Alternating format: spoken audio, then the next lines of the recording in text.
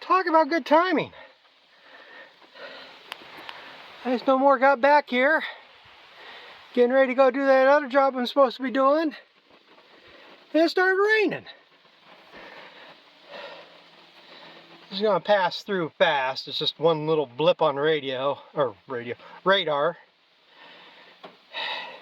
Right in our area. I mean, I don't think this thing covers a half mile. We're just right in the path of it.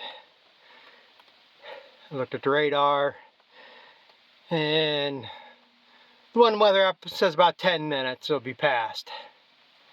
So what little we're going to get here ain't going to stop me from this other job anyhow, but yesterday it was nothing until at least 9 o'clock tonight. And we get this.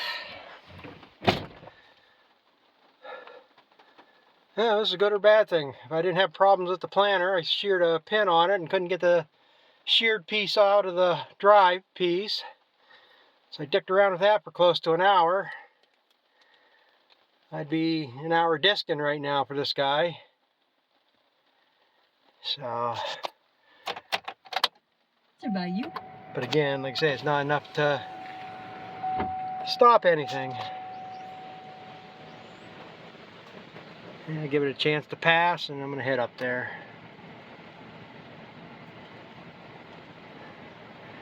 So I guess it's just enough to make everything damp again, but not enough to make it overly slimy. But I guess every once in a while you get lucky and get just the right timing. Like I said, I just got the tractor back here, just started peeling drops. I got on the four-wheeler, went back and picked up the 2 bags of seed I had sitting out in the field yet, and just got back in the barn there, and it started coming down like this. I guess once every 6 months I can be lucky. Well, I'm here doing my next job with something you probably never thought you'd see on this channel. It's a New Holland T6 175. And this is what I'm going to be bouncing my ass around for the next probably 2 days if the weather holds off. This is the guy that I helped last fall haul corn. He's getting this ground. The guy that owns this wants me to farm it, but I wouldn't put a plow or nothing to this ground. I think they're nuts for doing this. But hey, I'm not the one that has to fight it. So I get asked to do this because supposedly I know the property. I do know where most of the wet holes, that side hill up there, over there, and a couple wet spots. This here is going to be no problem. It's the further up the hill you go in that back corner. But this is what I get to do. I'll probably have to go across this 4, 5, 6, 7, I don't know how many times. We're just going to disc it up. Problem is, like I say, I just got done planting my corn and it started sprinkling. Not enough to hurt anything.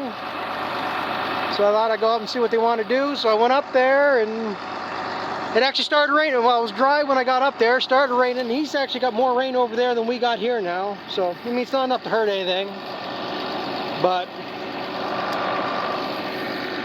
so that's what I'm going to do is rip and rear back and forth on this. Try to chop it up. The fun part is I got to go around all these stakes. For some reason they want to leave them in there. This was lotted off when they sold the property. And them are where they did perk tests. I don't know why they still need to have them marked. I mean, if it'll perk through here, they can put a septic in. If they sell it, somebody's going to have to do it again anyhow. But I got to go around all them. And like I said, I just started my bottom, worked the way up. It's supposed to be pretty good now. Like I say, it's just one little blob to move through. By noon tomorrow, it's got more of a chance. So hopefully I can get 4 or 5 hours on this. And work up more in the morning. But I'll be pulling a John Deere 635 disc. You got them drag things on the back. I don't know if they'll help any or not. A lot heavier than my discs. I don't think they're any wider. No, they're not as wide as a tractor. But this will give me a lot of firsts. This is the biggest tractor I've ever driven. The newest tractor I've ever driven. First tractor I've ever driven with duals. It's not the first four-wheel drive. I drove a white 285 that was four-wheel drive one time. Helped another neighbor out. So, I guess the worst that'll happen is that I get stuck. What I don't like is being thrown on something right off the bat. First thing I gotta do is go down the road with this. I had a crash course on how to shift this, but I've never, so I had to learn on that. And like I say, first thing I gotta do is go out on the main highway for traffic and mailboxes and everything else. But I guess when you got some education on how things go, it's the same as one is to the other. But I don't know how much video of this I'll get because it ain't set up like I was. My tractor's like, it's gonna be harder to turn around, but we'll see what we get. Well, I'm running in circles, ripping it up.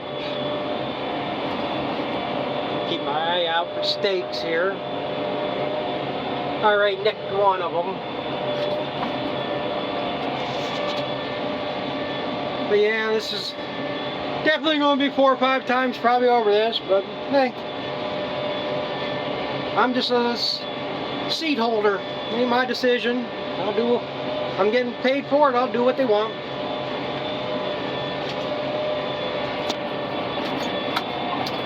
I'm not going to tear around here. I've been running around 6.5 miles an hour, which is just fine. Because I'm surprised, even with duals, how hard they'll hit a woodchuck hole. There, got a couple of them. So, like I said, I don't want to bust up somebody else's equipment. And this is a problem I'm going to have. I'm probably going to hear 2 different people. The guy that owns this probably wants me to get all this right here. But what good's it going to do to anything? Have these short rows. And you got a rock right there. And then I can't get much closer than this because, and I'm a little closer than I'd like to be. Right there's a creek washout. And again, he'd probably like me to wipe this all out. But right there's another washout. So I can't get much closer there. And then you get over in here, this is a low spot. I don't know how wet it is in here. When you can see canary grass that thick, that heavy, it's usually wet ground, or wetter ground. It's not working up mud, and I'm not spinning.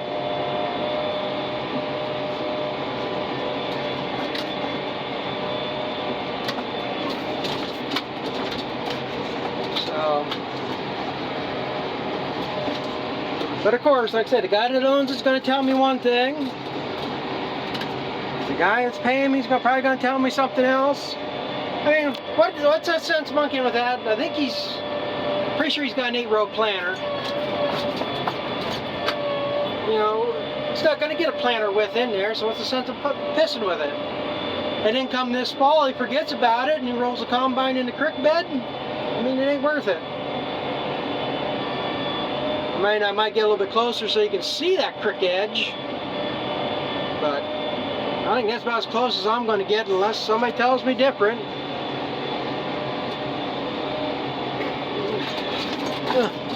Woodchuck hole.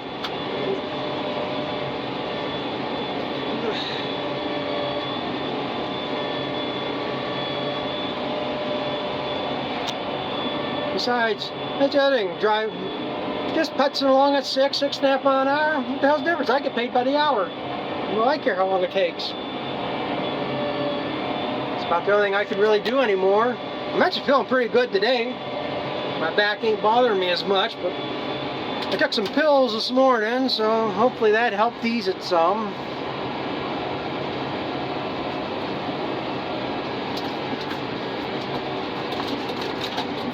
actually surprised tires are running drier than they were when I got here, so they say we didn't get all that much rain. Well, it's going to take a few passes. Like I say, all this is one pass. That one I did, the very outside one, that was the third pass I made across that.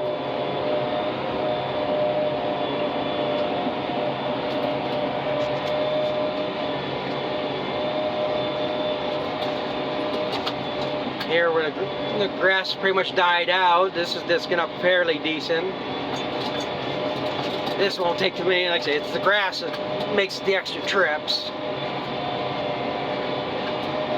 I am actually surprised how dry that is underneath it.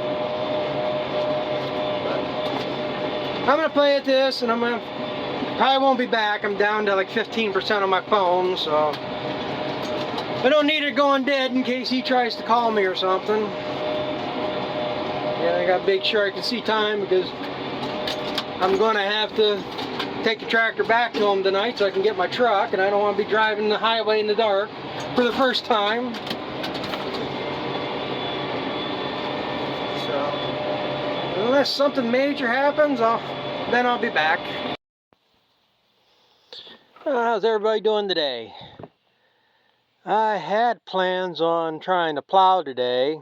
I mean, driveway doesn't look like it's that wet, but I'm pretty sure the fields are. This is, what's today? Thursday. We got rain yesterday, Wednesday. And what we got in the afternoon, I thought wouldn't be a problem, but we got more rain last night. So, I guess the plan is right now I'm going to get the tedder and the hay rake moved around, get the disc bind out, check that stuff over. I mean, if we got breaks in the weather, the way the weather's calling for, I might be able to plow tomorrow or next day or something a little bit.